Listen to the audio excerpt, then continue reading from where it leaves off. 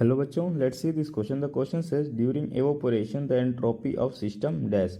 It is a fill in the blanks type question. इस question में बताना है कि एंट्रोपी के दौरान जो एंट्रोपी होती है सिस्टम में, उसमें क्या चेंजेस आते हैं, क्या वो इंक्रीज होती है, डिक्रीज होती है, या रिमेन्स कांस्टेंट रहती है। तो चलिए इस क्वेश्चन को सॉल्व करते हैं। सो इस क्वेश्चन का जो की कॉन्सेप्ट है,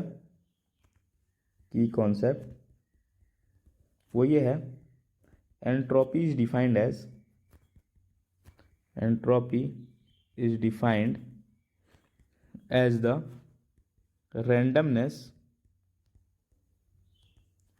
or disorderness of the system।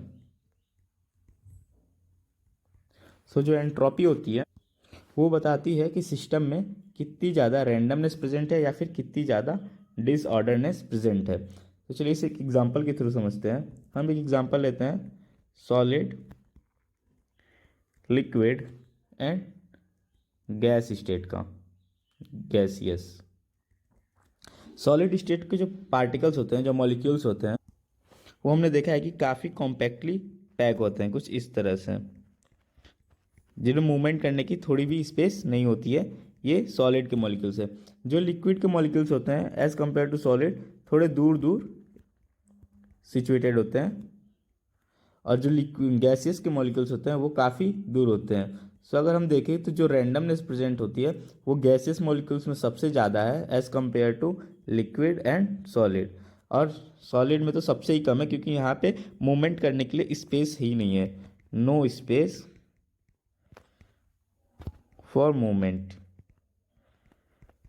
सो जो सबसे ज़्यादा रैंडमनेस प्रेजेंट है या फिर डिसऑर्डरनेस प्रेजेंट है वो गैसियस मॉलिक्यूल्स में है, देन लिक्विड में है, देन सबसे कम सॉलिड में।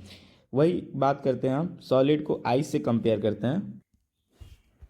आइस जब मेल्ट होता है तो किस में कन्वर्ट होता है, वाटर में। और वाटर का जब इवोपरेशन होता है या फिर बॉइलिंग होती है तो वो कन्वर्ट हो जाता है स्टीम या फिर वेपर में।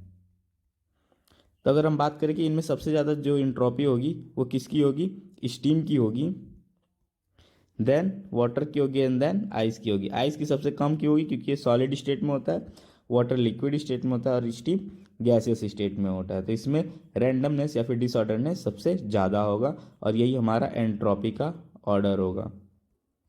So during evaporation the entropy of system. Evaporation में होता क्या है कि लिक्विड जो होता है वो कन्वर्ट होता है वेपर में। सो जो एंट्रोपी है वो क्या हो रही है, इंक्रीजेज हो रही है। So the final answer to this question is increases. I hope you understood it well. Best of luck.